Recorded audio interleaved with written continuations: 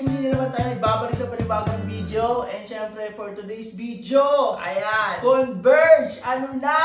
So yun guys, sinumbalik na naman yung lost connection natin sa Wi-Fi. Nakaraan nawalan tayo ng Wi-Fi and 10 days yun. Sobrang laki ng perwisyo para sa akin yun. And syempre, sa mga subscriber din naman ni Converge, 10 days siya nawala. So nabalik din after 10 days. And after that, siguro mga April 8, ayun, bumalik na siya. After April 8, papunta na ako ng Bulacan. So, wala pa akong 2 days sa Bulacan. Bigla sila nag-chat na nawalan ng internet. So, babalik ng 11 PM. So, umasa ako. Pagka uwi ko dito sa bahay na tanghali, walang internet. So, syempre, bad trip ako kasi meron akong uploading.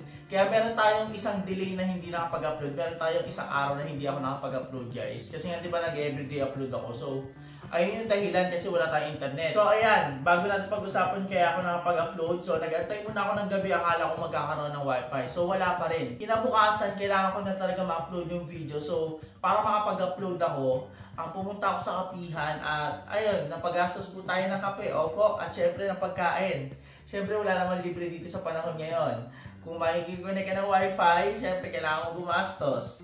So ayan, bumili ako ng kape para makakonect tayo ng wifi. And ayun, nakapag-upload tayo. Yung in-upload natin kahapon na about sa... Kaya tayo nakapag-upload yung about sa kama. Wala pa rin internet ngayon. Ilang araw na nakakalipas. Mga nagtatanong, 3 days na po ako walang internet. Magpo 4 days na. Or 4 days na ata. Grabe. Palakpakan. Palakpakan ang Converge. So ayan, pagdating sa bills, ang bilis-bilis nyo. About sa invoice nyo, pagbayaran na. Pero pag CS nyo, sobrang bagal. As in, ang bagal. Although na alam naman natin at aware tayo na mabagal talaga customer service ng mga wifi. But, ayan guys, sobrang bagal talaga as in. As in! Tayo lang nagsubmit na ako na naman ng ticket. And ayan, maasa na naman tayong maayos ng ating wifi. Nung naayos siya ng April 8, wala pang 1 week. Nawala na naman tayo ng internet. At ngayon pawis na naman tayo. Kakagising ko lang guys ha, nung maasa ako lagi na magkakaroon na siya ng internet pero wala pa rin. Siguro aabot na naman to ng 10 days and sana wag naman sana. Okay, sana kung babawasan to sa bill yung mga yung mga hindi nagamit na day. Kung ibabawas to sa bill pero hindi kasi ang hirap rin talaga nila i-contact and alam niyo yung wala sa kanilang auto na nakabawas na yung bill dahil nga walang connection, walang ganun sa kanila. And kailangan ko pa talaga siguro i-contact. Grabe, sobrang laking perwisyo sa akin nito. So ayan guys, papakita ko sa inyo yung yung router ko. Kung ba't wala tayong signal. So ito yung router natin guys. Ayan naglo-lost signal siya. And ilang beses na yun nangyari. I mean, pangalawang beses pero hindi biro yung una ko naranasan. 10 days ngayon. Magpo 4 days na or 4 days ko na ata itong nararanasan ngayon.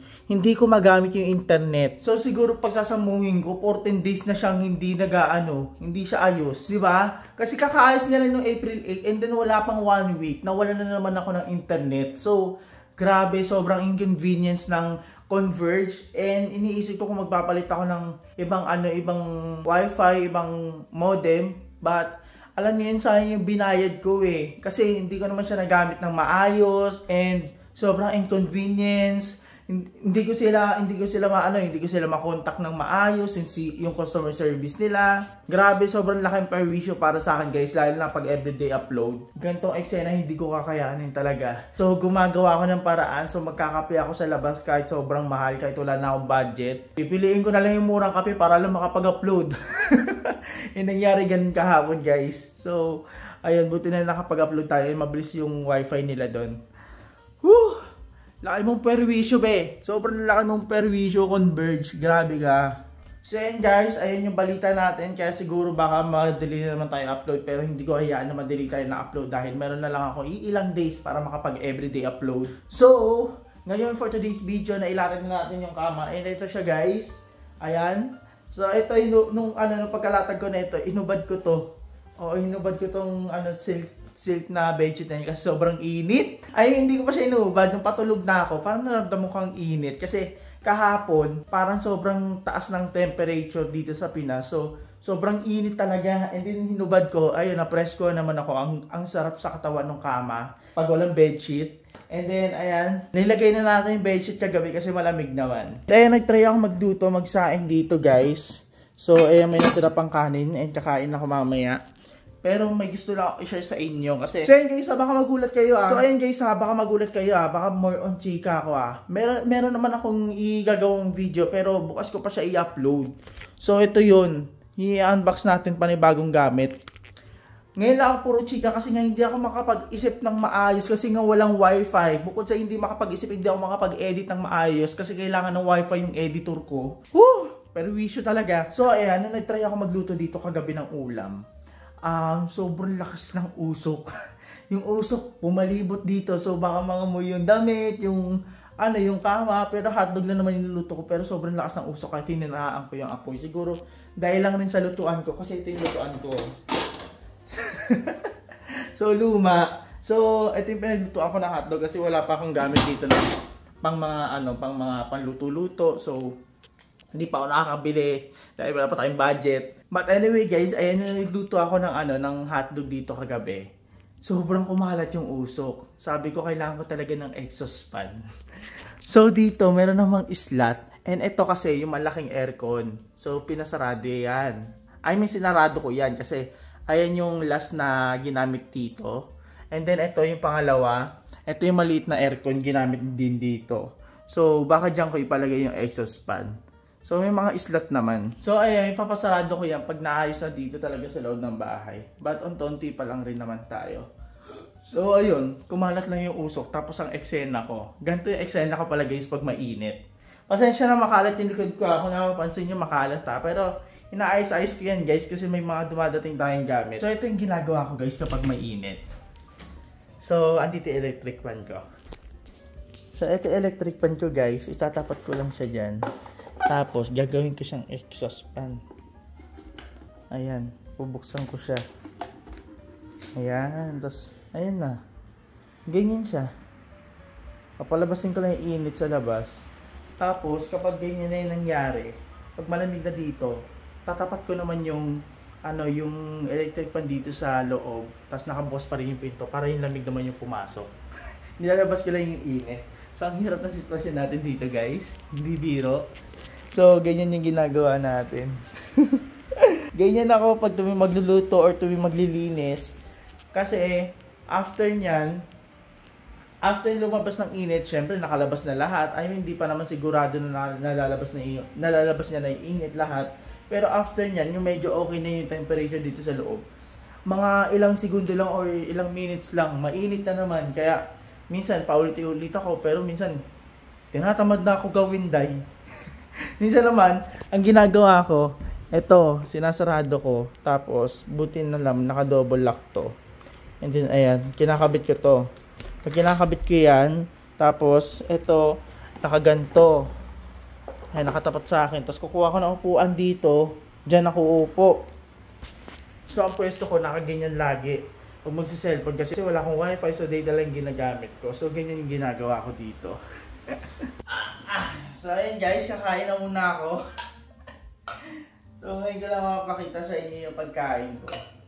Eto guys sorry kung puro puro chika kasi wala talaga akong magagawa na content. Pero I try my best para makapag-upload. Pero hindi naman to yung yung putyo-putyo. Update to sa life ko kung ano yung nangyayari off-cam. So ganito siya nangyayari lalo na pag walang internet.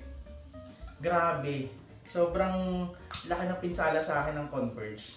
So ito yung ulam ko. Century tuna. Baka naman.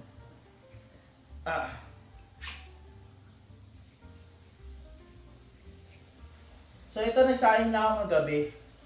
Oo, ihalo ko na siya dito kasi nga maliit lang naman to siya.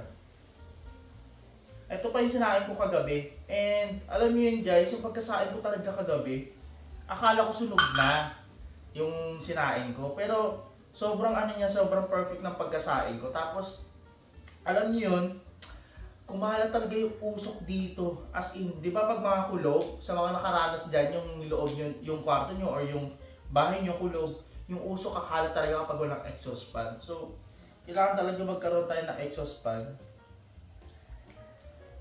So, siguro papasabay ko nila yung exhaust fan kapag pinaayos ko na yung mga kailangan ayusin dito sa bahay.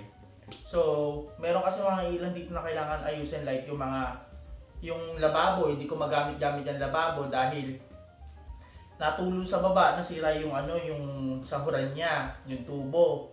And then dito sa CR, umaapaw yung tubig kapag napupuno yung tubig. I mean, kapag napaparami ng gamit sa ligo, napupuno yung tubig, so lumalabas dito yung tubig dahil nga mababa lang yung niya, yung harang. So papataasan natin yun. Tapos sa CR naman, nung bago ako lumipat dito, dapat papalitan talaga yun. Pero inisip ko ba't hindi pa nila napapalitan. Pero kakausapin ko yung foreman and then yung may-ari na yung mga kailangan baguhin dito. Tapos papasabay ko yung yung babaguhin nila sa bowl. Kasi nga luma na yung bowl, yung takip. So babaguhin daw nila yun. And then papasarado ko na rin to yung butas dito na aircon. Kasi pag nagkaroon tayo ng exhaust, papabuksan natin yung maliit na yung islat ng aircon para doon natin ilagay yung exhaust. So first bite.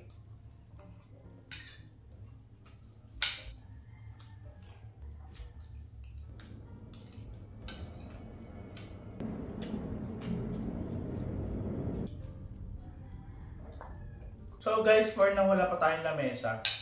But soon, magkakaroon na tayo ng lamesa.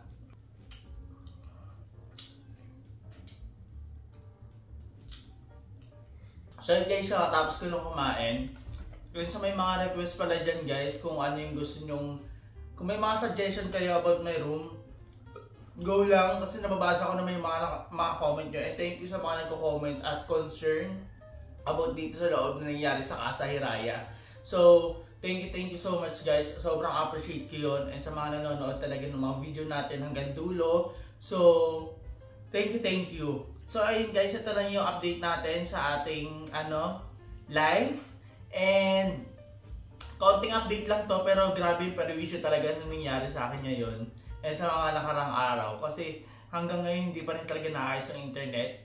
And then ayun guys, ngayon magpapaalam na ako. Thank you so much sa lahat. At syempre abangan nyo pa yung mga i-upload ko at sa mga susunod na mga unboxing natin na video. Kasi marami pa tayong mga paparating na gamit. And thank you sa mga nanonood talaga. So, hanggang dito na lang guys. Hanggang sa muli. Paalam.